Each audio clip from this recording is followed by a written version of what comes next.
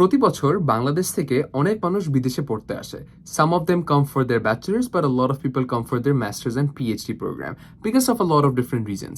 But these 5 reasons for why you should come to the US and 5 reasons why you should not come to the US are based on my personal opinion on staying here and pretty much understanding যে আশেপাশে কি হচ্ছে.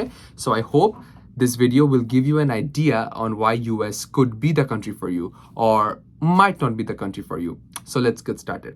So the first reason why you definitely should come to the US is because of a very obvious reason that এখানে অনেকগুলো well-reputed universities আছে, and these universities, public বলেন বা private বলেন, are very well equipped with great resources. এখানে অনেক ভালো campus আছে, ক্যাম্পাসে নানা রকম happenings আছে, and so on.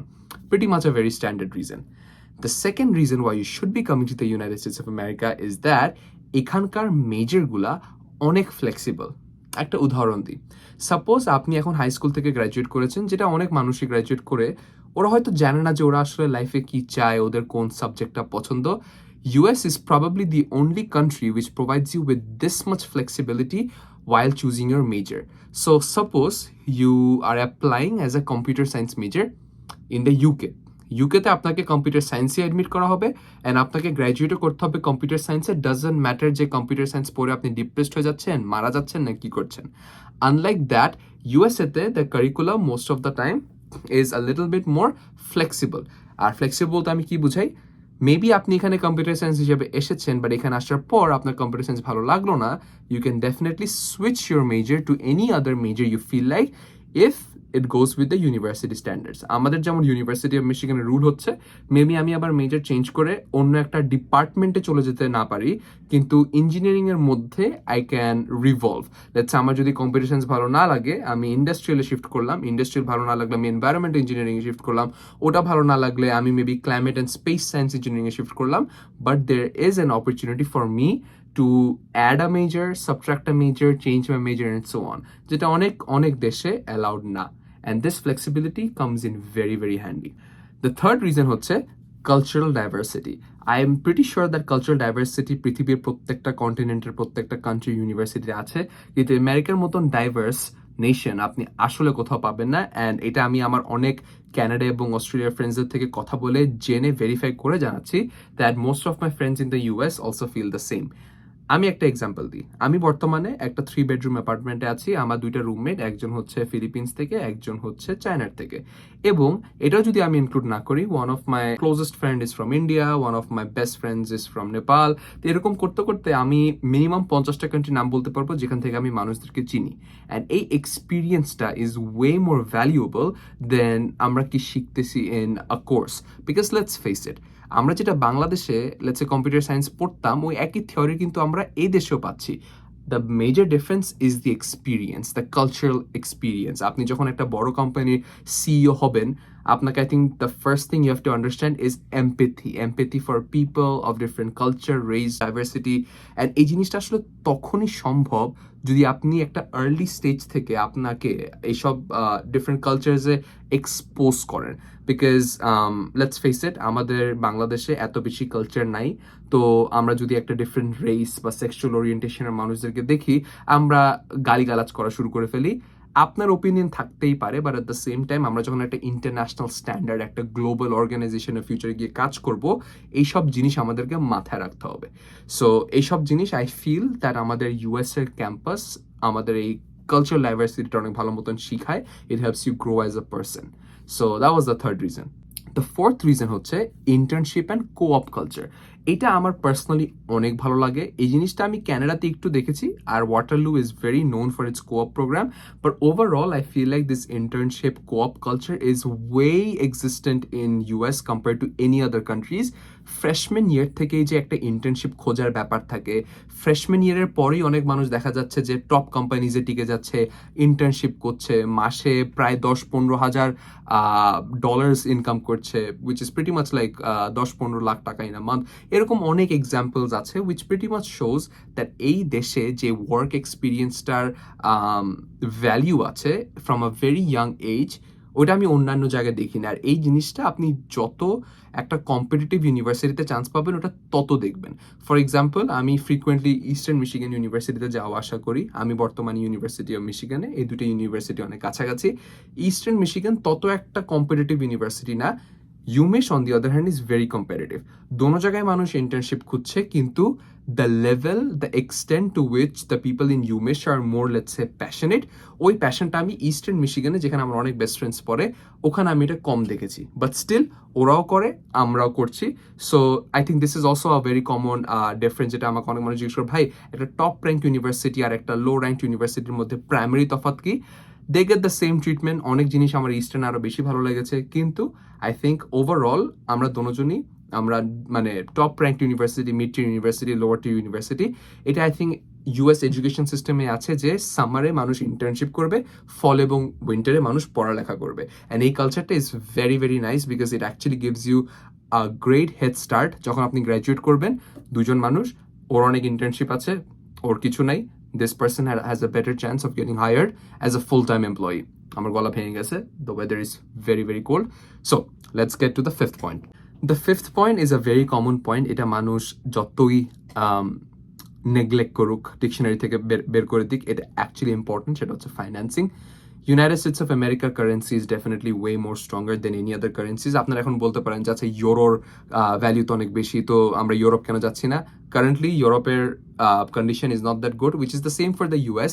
কিন্তু আমরা যদি স্পেসিফিক্যালি কোনো টেক জব দেখি বা কোনো specific job for international students statistics দেখি, আমরা দেখবো যে ইউএসএতে overall any top companies, rather it be tech company, healthcare company, financial consulting company, management consulting company, healthcare industry, এই সবগুলা ইন্ডাস্ট্রিতে দেখলাম যে ইউএসএ সব থেকে বেশি পে করে to its new hires, to its new graduate students, which is at least 10 to 15% higher than any other countries you will be going to. And I know that finance eventually matter করে না, but at the same time যারা student লোনে আসে, যারা আসলে অনেক কিছু sacrifice করে বাইরে আসছে, they would really expect a good paying job at the end of the day, যেটার জন্য US is by far the best country for you to come. Now let's come to the negatives. Some of these negatives might not be negatives, এটা maybe আমার জন্য negatives because I have personally faced a couple of them, but এটা person to person vary করে। And let's get started. The first negative thing হচ্ছে, the most usual thing, সেটা হচ্ছে cost. এখন most of the universities in the US, unfortunately, I'm sorry when I say this, unfortunately, তত বেশি financially helpful না two international students. Helpful না বলতে আমি আসলে কি বুঝাই? ফর এক্সাম্পল, ইউরোপে কয়েকটা কান্ট্রিজ আছে যারা কমপ্লিটলি টিউশন মাফ করে দেয়, আপনাকে খালি একটা সেমেস্টার বেসড ফি পে করতে হয়। কিন্তু ইউএসএতে আপনাকে প্রতি বছরে দুইবার অ্যাটলিস্ট পেমেন্ট দিতে হবে, একটা হচ্ছে ফল সেমেস্টারের জন্য, একটা হচ্ছে উইন্টার সেমেস্টারের জন্য। অনেক মানুষ ফুল রাইট, যেটাকে বলা হয়, মানে ফুল স্কলারশিপ পেয়ে থাকে, বাট ওইটার পার্সেন্টেজ অনেক অনেক অনেক অনেক কম if you compare everyone who's applying. Minimum 40 থেকে 50 লাখ টাকা 4 বছরে খরচ হয়েই যায়। So expense is a good part of it. Some people take loans, but I can promise you this, যে অনেক মানুষ যারা লোন নিয়েছে, ইন্ডিয়াতে অনেকে লোন নেয়, বাংলাদেশের লোনের কালচারটা আমি কম দেখছি, বাট যারা লোন নেয়, and if you are in the tech industry, you can easily pay it off within a year or so if you put in the good amount of effort. But then again, finance is a huge factor, and যেটার জন্য যাদের EFC, যেটাকে বলা হয় estimated family contribution পার ইয়ার, ওইটা যদি আপনাদের বেশি না থাকে পার ইয়ার, একটু চিন্তা করবেন before applying. But then again, if you are sure যে না, your qualifications are good enough for you to get the full scholarship আর full financial aid, go for it. কেউ তোমাকে বাধা দিচ্ছে না। Believe in yourself first rather than believing in any other people, including me in this video. Second point হচ্ছে variation of different schools in different states. আমি বর্তমানে মিশিগানে আছি, আর একটা স্কুল মেবি ক্যালিফোর্নিয়াতে আছে। ইউনিভার্সিটি অফ মিশিগানের সাথে ইস্টার্ন মিশিগানের অনেক তফাৎ থাকতে পারে, মিশিগান স্টেটের অনেক তফাৎ থাকতে পারে, এবং ইউমেশের সাথে ক্যালিফোর্নিয়া ইউনিভার্সিটি, টেক্সাসের ইউনিভার্সিটি আমাদের একই কোনো সিলেবাস নাই। সো এরকম হতে পারে যে আমি এখানে যা শিখছি ওইটা ওয়ে বেটার দেন সাম আদার ইউএস স্কুলস, অথবা ওয়ে লেস বেটার দেন আদার ইউএস স্কুলস। সো একটা কোনো স্ট্যান্ডার্ড নাই। যেমন এইচএসসি সবার জন্য সেম হয়, একই পেপার প্রিটি মাচ, কিন্তু এখানে different university, different levels of teaching থাকে, আন্ডারস্ট্যান্ডিং থাকে। তো একটা জেনারেল ট্রেন্ড নাই, যেটার কারণে অনেকে ভাবতে পারে যে আহারে আমার বন্ধু তো আরো ভালো পড়ালেখা করতেছে, আমি কম। সো ওই জিনিসটা অনেস্টলি এক্সিস্ট করে, বিকজ আমি কয়েকটা ইউনিভার্সিটির সিলেবাসের ভিতর ঢুকে দেখছি যে স্ট্যান্ডার্ডাইজড না, এটা প্রিটি মাচ একটা ভ্যারিয়েবল জিনিস। থার্ড রিজন হচ্ছে কালচার শকস। আমেরিকাতে এসে ও মাই গড এত কালচার শকস যে আমি দেখছি, আই থিঙ্ক এটা নিয়ে আমি একটা আলাদা ভিডিও বানাইছি। বাট কয়েকটা জিনিস যদি আমি স্পেসিফিক্যালি মেনশন করি, সেটা হচ্ছে নাম্বার ওয়ান, অনেক মানুষ এখানে টিপিং কালচারে বিশ্বাস করে। আপনি যদি একটা বাংলাদেশি টাকা কনভার্ট করে বলি, 1,000 টাকার খাওয়া খান, আপনাকে 150 থেকে 200 টাকা টিপস দিয়ে দিতে হয়, না দিলে আপনাকে অনেক রুড মনে করবে মানুষ, and so on. Second culture shock হচ্ছে এখানে এসে আমি রিয়েলাইজ করলাম that a lot of people do not have good food. Honestly, American food is one of the most stale foods I've ever had. Salt ঢালো, paper ঢালো হয়ে গেল। So for a south Asian এটা একটা culture শক হতে পারে, অনেক মানুষের জন্য এটা কালচার শক হতে পারে না। But food here is not that great. At the end of the day আমরা ইন্ডিয়ান ফুড মানে ইন্ডিয়ান রেস্টুরেন্টে গিয়ে থাকি। So there is this culture shock as well. So এরকম নানান রকম কালচার শকস যত আপনি এক্সপিরিয়েন্স করবেন ইউএস, তত আপনি আরো বেশি পাবেন। সো ওইটা আমি আপনার উপর ছেড়ে দিলাম। If you come here you are gonna see. The fourth reason why you should not be coming to the US is that I think this is the strongest point, আর সেটা হচ্ছে আমাদের ভিসা কনস্ট্রেইনস। এটা অনেক অনেক স্যাডেনিং একটা বিষয়, যেটা এখন বর্তমানে এই ক্রাইসিসে আমরা সব থেকে বেশি দেখতেছি। সো এখন আমি F1 ভিসাতে আছি, যেটাকে আমরা বলি স্টুডেন্ট ভিসা। F1 ভিসাতে আমি যদি 4 বছর পড়ালেখা করে জব না পাই, আমার জাস্ট কয়েকদিন থাকবে, আই থিঙ্ক কয়েক মাস থাকে for me two get a job, নাহলে আমাকে দেশ থেকে বের করে দিবে। কেউ যদি জব পেয়ে যায়, এখানে কিন্তু জিনিসটা শেষ না। জব পাওয়ার পর আমরা বেসিক্যালি আপ টু 3 বছর আমেরিকাতে থাকতে পারবো। এই 3 বছরের মধ্যে আমাদের F1 ভিসার থেকে আমাদেরকে H1B ভিসা বা ওয়ার্ক ভিসাতে কনভার্ট করতে হয়। আর কনভার্সনের একটাই মেথড হচ্ছে একটা লটারি, যেটা আপনি যতই ধনী হোক না কেন, যতই বড় কোম্পানিতে যান না কেন, এটা কমপ্লিটলি লাক বেসড। তো ওই লাকে মানুষ 2-3 বার অ্যাটেম্প্ট নেয়। মোস্ট অফ দেম আমি যাদেরকে জানি ওদের হয়ে গেছে, বাট যদি না হয় তখন আরেক প্যারা হয়ে যায়। আর যদি হয়, আপনি এখন স্টুডেন্ট ভিসা থেকে আপনি এখন চলে আসছেন ওয়ার্ক ভিসাতে।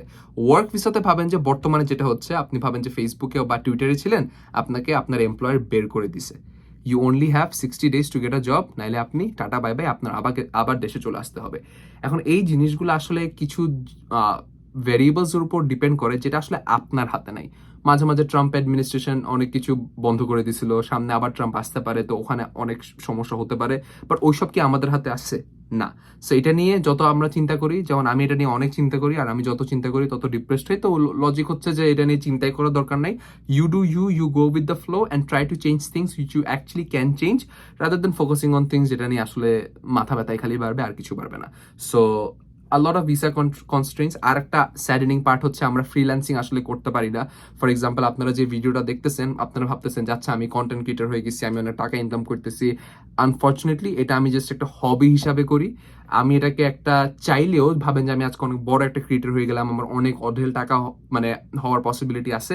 আমি চাইলেই এটাকে একটা ইনকাম সোর্স হিসাবে ইউজ করতে পারবো না। In fact any kind of employment outside কোনো মেজর রিলেটেড জিনিস যদি আমি করি, ওটাকে ইললিগাল বলা হয়। And even though a lot of people do direct illegal practices, এটা আসলে কিন্তু আমাদের ভিসা অ্যালাউ করে না।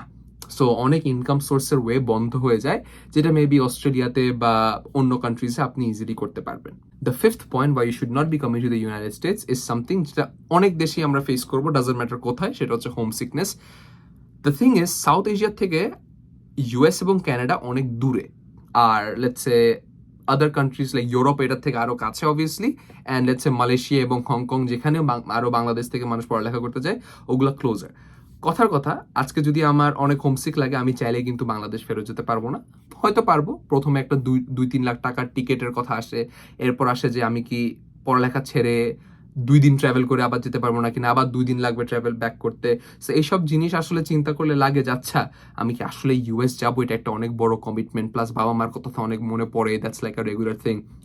আমার বাপ মা আই থিঙ্ক এই ভিডিওটা লাস্ট পর্যন্তই দেখবে। সো এই দেখো, এটা সবসময় আমার সামনে থাকে, this gives me like a motivation.